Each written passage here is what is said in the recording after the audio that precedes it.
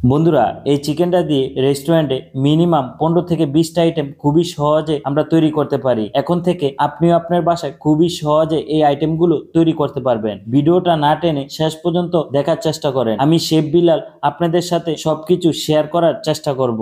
আমার এখানে 5 কেজির মতো বলনেট চিকেন আছে, আর এই বলনেট চিকেনটা আমি ছোট ছোট করে টুকরা করে কেটে নিয়েছি। তারপরে এখানে 200 গ্রামের মতো আদা রসুন দিয়ে দিলাম। এখন দিয়ে দিব ওয়েস্টার সস। প্রায় এখানে 1 থেকে 150 গ্রামের মতো ওয়েস্টার সস দিয়ে দিলাম। তারপরে এখানে কিকুমির সয়া সস দিয়ে দিলাম। কিকুমির সয়া সসও প্রায় 1 থেকে 150 গ্রামের মতো দিয়ে দিলাম। এখন 2 টেবিল চামচের মতো মাস্টার্ড পেস্ট দিয়ে দিলাম। এটাকে অনেকে ইউলু মাস্টার্ড পেস্টও বলে থাকে। এখন 2 টেবিল চামচের মতো এখানে লবণ দিয়ে দিলাম। লবণটা আপনাদের স্বাদ অনুযায়ী দেওয়ার চেষ্টা করবেন।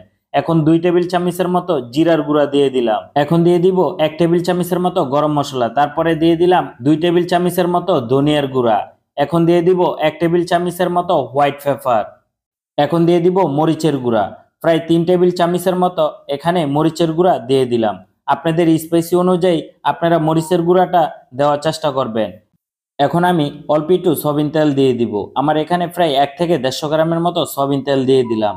আপনাদের পরিমাণ অনুযায়ী আপনারা কিন্তু সবকিছু দেওয়ার চেষ্টা করবেন। আপনারা যদি অল্প একটু চিকেন রান্না করেন তাহলে সবকিছু অল্প অল্প করে দেওয়ার চেষ্টা করবেন। আর আমি কিন্তু চিকেনটা খুবই ভালো করে মিক্স করে নিয়েছি। এখন আমি এই চিকেনটা ফ্রাই করে নিব। ফার্স্টে এখানে সয়াবিন তেল দিয়ে দিলাম ফ্রাই প্যানের ভিতরে। তারপর এখানে অল্প একটু পেস্ট দিয়ে দিলাম। পেস্টটা ব্রাউন কালার করে ফ্রাই করে নিব। তারপর এখানে পাশাপাশি অল্প একটু রসুন কিমাও দিয়ে দিলাম। আমার পেস্টটা ব্রাউন কালার হয়ে গেছে। আমি কিন্তু 4 ভাগের 1 ভাগ চিকেন কিন্তু এখানে রান্না করব। আর বাকি চিকেনগুলো আমি ডিপ ফ্রিজে রেখে দিয়েছি বক্সে ভরে। আপনারাও চাইলে বক্সে ভরে রেখে দিতে পারেন। যখন আপনাদের খেতে মন চায় তখন অল্প একটু চিকেন আপনারা ফ্রাই করে নেবেন। আপনারা চাইলে এই চিকেনটা দিয়ে সব ধরনের আইটেম খুবই সহজে করতে পারবেন। যেমন বার্গার করতে পারবেন, শর্মা করতে পারবেন, সাব স্যান্ডউইচ তৈরি করতে পারবেন, পিজা তৈরি করতে পারবেন, পাস্তা তৈরি করতে পারবেন, মিট বক্স তৈরি করতে পারবেন। আরো অনেক আইটেম এই চিকেনটা দিয়ে আপনারা খুবই সহজে তৈরি করে খেতে পারবেন। এখন আমি অল্প একটু চিলি সস দিয়ে দিলাম। দেওয়ার পরে আবারও ভালো করে মিক্স করে নিব। আমি কিন্তু এই চিকেনটা অনেকক্ষণ ধরে রান্না করে নিচ্ছি।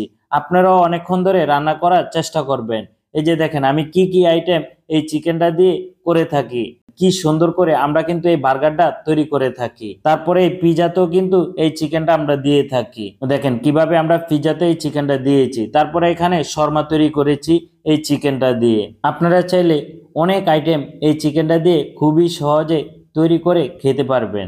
আমরা রেস্টুরেন্টে এত পরিমাণ আইটেম এই চিকেনটা দিয়ে তৈরি করে থাকি, আপনাদেরকে বলে বোঝাতে পারবো না। দেখেন আমার শর্মাটা কত সুন্দর শর্মা হয়েছে। এই খাবারের ভিডিওগুলা আপনারা কে কে চান অবশ্যই কিন্তু কমেন্ট করে জানাবেন। এই যে দেখেন এখন কিন্তু সাব স্যান্ডউইচও দিব এই চিকেনটা দিয়ে। বন্ধুরা, এভাবেই করে রেস্টুরেন্টের স্টাইলে আপনারা সব ধরনের আইটেম বাসায় খুবই সহজে তৈরি করে খেতে পারেন। বন্ধুরা, ভিডিওটা যদি ভালো লেগে থাকে অবশ্যই একটু লাইক কমেন্ট শেয়ার করে দিবেন। যারা নতুন হয়ে থাকেন অবশ্যই একটু ফলো দিয়ে পাশে থাকবেন।